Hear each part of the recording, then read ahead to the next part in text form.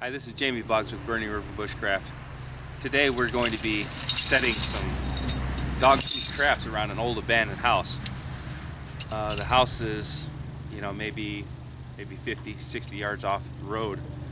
So I'm kind of concerned about people walking their dogs back and forth and having, non-target catches. So in this application, I'm only going to be setting dog-proof traps.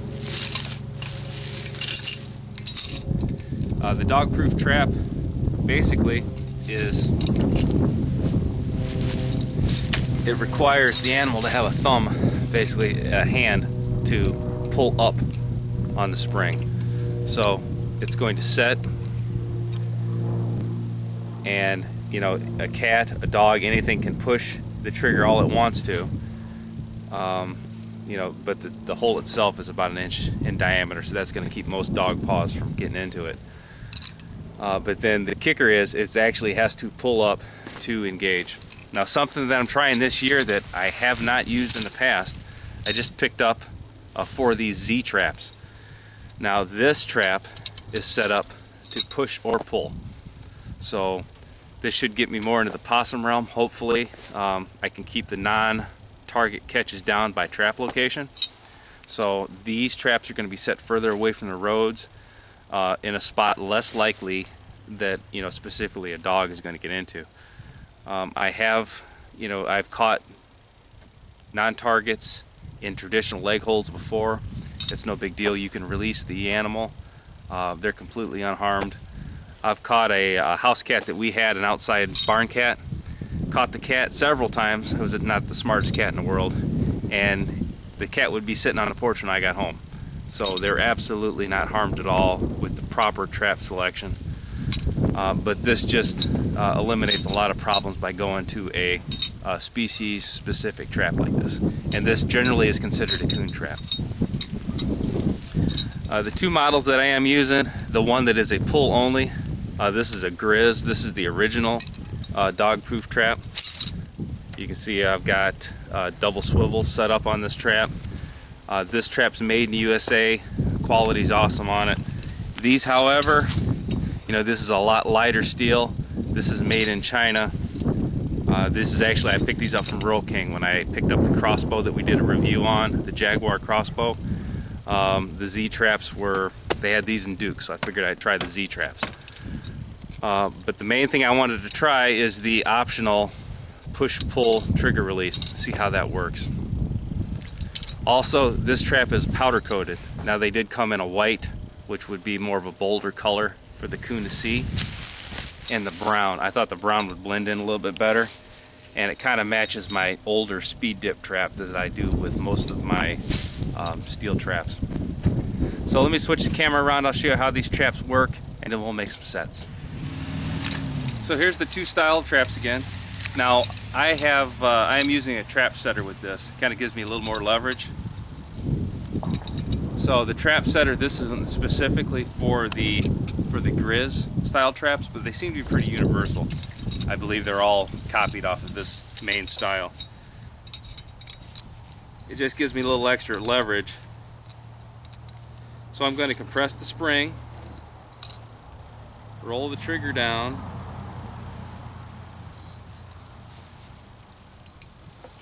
pull the dog over, and catch the trigger bar. I'll give you a close-up of that.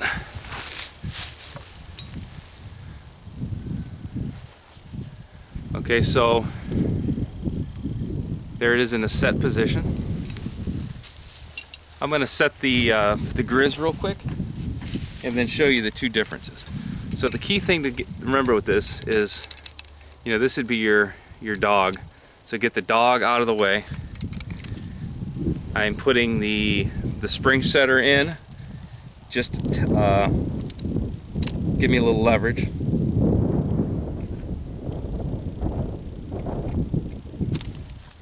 I flop the dog over the spring and catch it. Okay, so now this is a set trap. Now if you compare the 2, the trigger bar on the Z trap, this is the pull only trap, it has a notch that it sits into. Now you can push on this all day long and it will not go off. It will not go off. It can't, because the bar is actually sitting directly into a notch. But when up pressure is applied and it's pulled, this is going to go out of the notch. Here it is. Okay, spring catches, and then you've got a paw in there. Now I have never had a coon pull out of one of these. Now it could be because this is a quality made in USA trap. That's kind of a good comparison here with the Chinese version, which is half the price. So that's another thing to test. The springs are definitely not as strong on these, but it should work. We'll find out shortly. Now, here's the trigger bar on the Z trap. Now this is set up to push-pull. So in this case, if you push on the trigger bar, it's going to go off. Okay? And I'll show you why.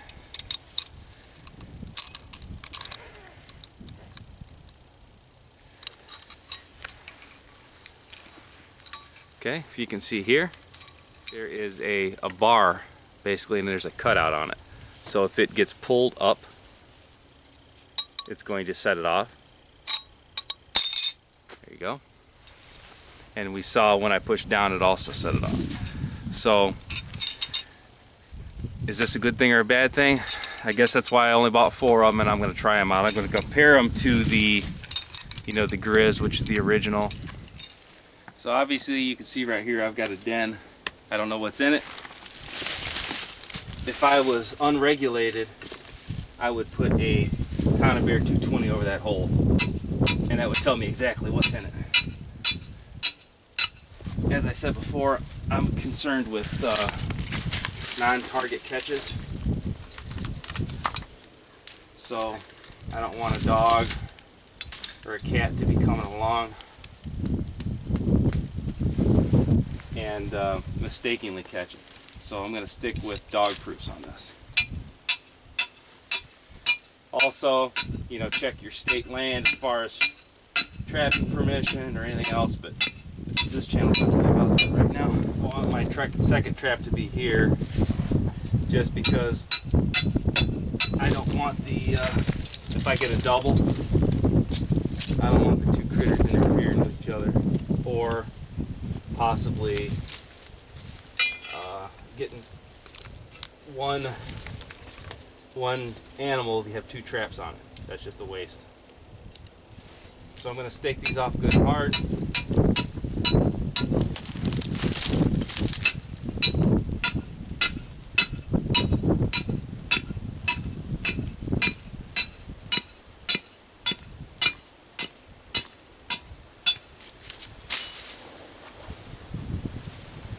I would say ideally I'd like to have these a little further apart, but I'm kind of tied in right here space-wise. So I'm going to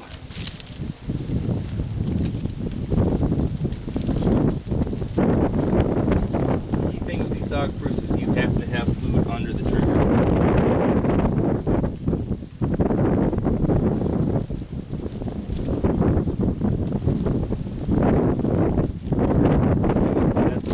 I guess to the pull-only style, because I can get it in there pretty decent and put it in with the stick without fear of setting the trap off that trigger. Now these push-pulls, the trigger's a little more of an open style. The Grizz that I've got is a ring-style trigger that actually has something to grab with a little.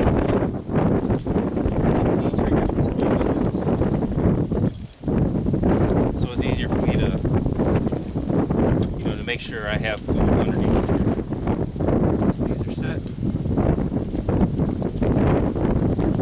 I'm going to get some of this paste. And this is a sweet smell here. I've always had better luck with sweet stuff. Usually I use marshmallows.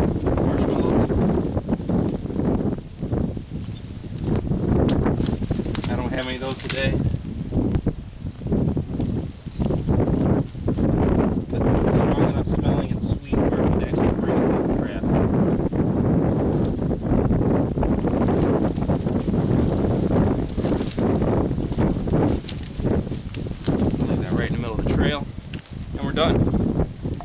know, there's no bedding. Coons are pretty fearless anyway, so just seeing that there, they're going to come want to see what it is, let alone the fact that there's cat food and tuna in there. And then this sticky fingers bait seems to do the trick for me on a pretty regular basis. But this is a pretty good setup. I like the fact that I'm obviously on an open den. Something's coming out of there. I'm on a trail. I don't want to back off too far off that with a gang set, so that's why my two traps are kind of condensed right here. This is another great location. I would trap this with either snares or conibears all day. It's definitely a defined trail. I'm going to set one here off to the side under this log. There's another trail alongside the old house. And then under the log they cross right here. Again, this is a perfect funnel spot for a conibear or a snare, but I'm not going to do that today. We'll see how these dog proofs pan out.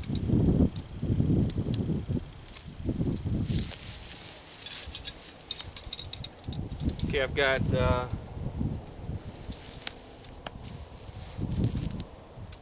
quite a bit of debris under the grass here. Obviously this is an abandoned old house, so you never know what you're going to find under the grass. But I actually had to use the groundhog tool, dig away a little bit of the weeds just so I could get into decent ground to set the trap. Okay.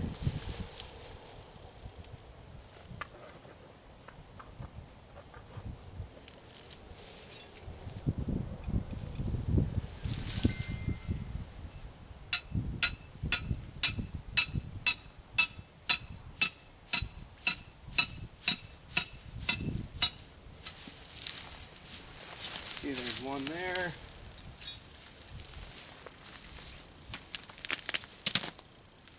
Let's set the other one on this side of the log.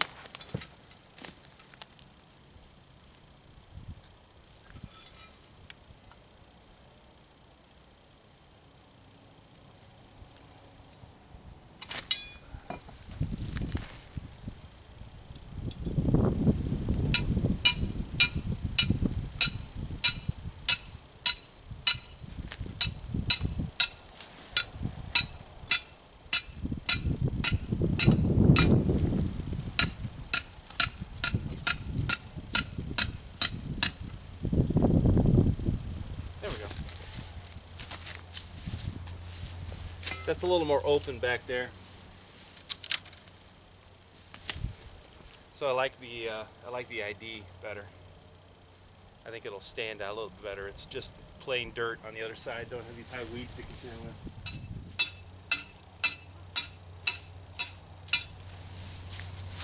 Now I like this spot because it's on a corner. So anything comes out of the side of this house that I miss, it should be coming right along the back edge as it goes out into the field.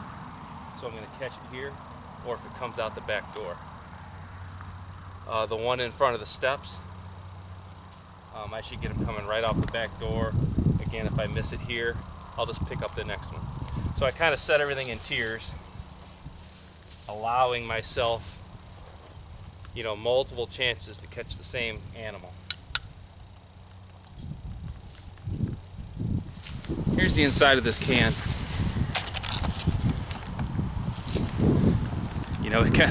It is what it says it is. Sticky fingers. You do not want to get this stuff on you.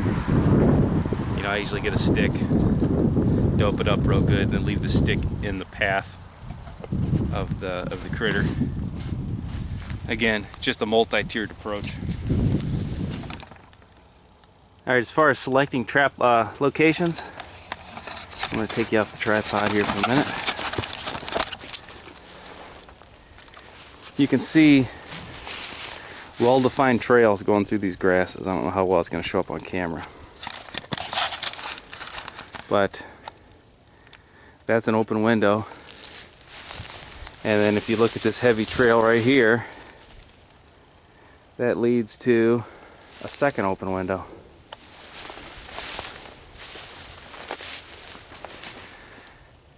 And there's scat on the window pane there on the bottom of that window opening. So we definitely got activity. There's no doubt about it. It even looks like there's a board that they're slope down that they're actually using.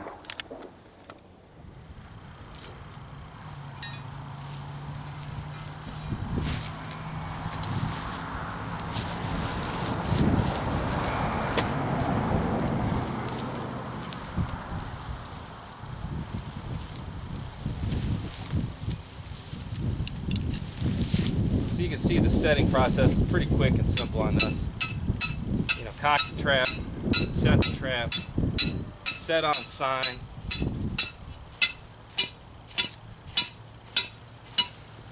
anchor it well, bait it, and hope for the best.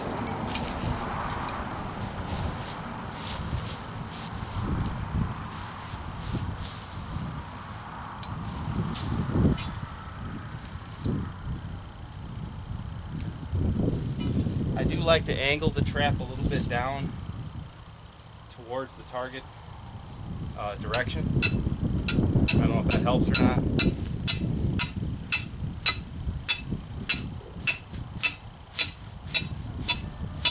So that's the down and dirty of it. I knew I was just going to basically trap the perimeter of this location, so there really wasn't a lot of scouting involved. I saw coon trails, I set on coon trails and likely den locations. Only things I'm taking with me that I didn't use, or didn't use up I guess, is I got my setter, my hammer, and my bait jars. So this is a simple set, not a lot of tools involved. I've got 8 traps out. If I don't get 2 coons, I'd be amazed. If I am more likely, I'm thinking 4 coons on this location. I probably am likely to have coons before the night sets. But I'm going to give these 24 hours. I'll check them in the morning, and I'll keep you guys informed. Okay, so this is after one day. There's a large boar coon coming right out of that window well. That was caught in a grizz coon cuff. So again, this is just one day. I got a big boar coon here. Around the corner, coming out of that den set, I caught a juvenile coon. That was the 2 sets that were side by side, and I actually did double trap him. So that was kind of my concern, placing the traps that close, but that's kind of how it worked out. So I'm going to dispatch this guy. We'll get him out of the trap, and we'll move around to the other side. So I'll zoom in. The one behind me here was coming out of that den, and I did catch him initially on one trap, and he must have double grabbed. So having those trapped too close together cost me the chance of getting a second coon coming out of there. All the other traps were undisturbed. I did have one that was knocked over. Now, that could have been brushed by, that could have been a cat or an animal that was unable to actually pull the trigger. The bait was still in it. So I set it up. Generally speaking, when I have a dog-proof go off, there's a coon in it the next day, or a possum or whatever happened to set the thing off. But they're pretty reliable. I don't have any pullouts. You know, knock on wood, I've never had a pullout on these. I did have some bait that was getting stolen by mice in a field. You know, I rectified that situation, got the trigger lighter and lighter, and eventually caught a mouse in one of these things. But they're pretty reliable traps. I'm going to reset these, rebait them, and see if I can get some more coons out of here. So that's 8 traps set, less than 24 hours. You know, a really large coon, and the juvenile was bigger than I thought it was. You know, that's still a fully grown coon. He's just not as big as the other one. Yeah, it's a monster there. The smaller one, like I said, I had him double cuffed, so he had a paw in each one.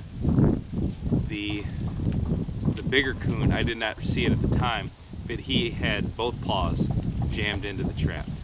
I didn't point this out on camera, but when I bought my original grizz coon cuffs, they had like a little rubber, like a lure or bait that would go onto the bottom.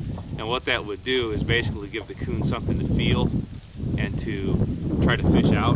Because what had happened was there was no bait in that trap. So the only thing that he was trying to get out was that little rubbery, it's similar to a worm, I guess, but it's more of a flat plug that fits the diameter perfectly. So it gives you a better chance of having the coon work the set. And that's what happened on that big one. He was attempting to get out every last little bit that was in there, and that included that little rubber stopper. The larger one, he got, like I said, he was double cuffed, so he got into a grizz and a Z trap. You know, both of them worked, both of them held. No paw damage on either one. So if I did have an incidental catch on the push-pull trigger, you know, no harm, no foul. I'd catch it in a catch pull and safely release it. But the coon cuffs in general, you know, the dog-proof traps are a great way to go. This is a lot of activity here. Where I did throw my bait sticks, the bait sticks are all gone. There's a lot of coons in here yet. I'm going to get them all. This is not something where I'm going to leave some for seed, you know, and try to prolong their habitat. This old abandoned house is coming down, so might as well get the coons out now than have them, you know, be looking for another home later in the year. So this is Jamie Boggs with Burning River Bushcraft. See you next time.